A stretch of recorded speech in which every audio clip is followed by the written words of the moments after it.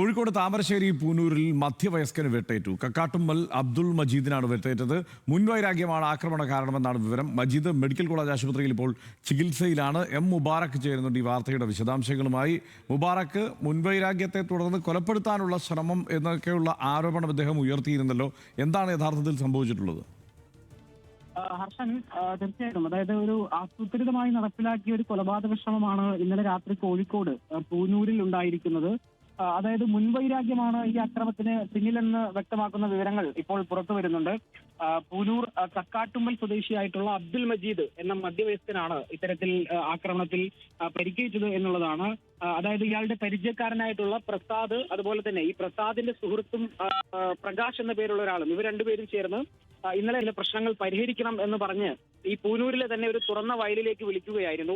അങ്ങനെ വിളിച്ചു വരുത്തി ഈ മജീദിന് മദ്യം നൽകിയതിനു ശേഷം കത്തി ഉപയോഗിച്ച് കഴുത്തിന് ആഞ്ഞു കുത്താനുള്ള ശ്രമമായിരുന്നു.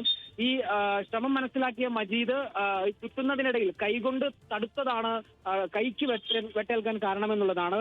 ഈ കൈയുടെ മുട്ടിന് താഴെയായി ആഴത്തിൽ മുറിവുണ്ട്, വലിയ രക്തസ്രവവും അനുഭവപ്പെട്ടു. ഈ സാഹചര്യത്തിൽ മജീദ് വെട്ടേറ്റതോടെ അവിടെ നിന്ന് ഓടി ആ റോഡിന്റെ പരിസരത്തേക്ക് എത്തുകയായിരുന്നു. അങ്ങനെ ഈ സംഭവം അറിഞ്ഞ പ്രദേശത്തെ ഒരു ഓട്ടോ ഡ്രൈവറും നാട്ടുകാരും ചേർന്നാണ് മജീദിനെ ഈ താമരശ്ശേരിയിലുള്ള, അതായത് ഈ പ്രദേശത്തെ ആശുപത്രിയിലേക്ക് എത്തിക്കുന്നത്. ഈ സംഭവം നടന്നയുടൻ ഈ പ്രസാദും പ്രകാശും രണ്ടുപേരും സംഭവ സ്ഥലത്ത് നിന്ന് ഓടി രക്ഷപ്പെട്ടു. അങ്ങനെ അതിനുശേഷം ആശുപത്രിയിൽ എത്തിയതിനു ശേഷം പോലീസ് ഈ വിവരം അറിയുന്നു. പോലീസ് ഈ പ്രദേശത്തെത്തി വിവരങ്ങൾ പരിശോധിക്കുകയും ഈ മജീദിന്റെ മൊഴിയെടുക്കുകയും ചെയ്തിട്ടുണ്ട്. എന്തായാലും ഈ പ്രതികൾക്കുള്ള അന്വേഷണം പോലീസ് ഊർജിതമാക്കിയിട്ടുണ്ട്. പ്രശാന്ത്,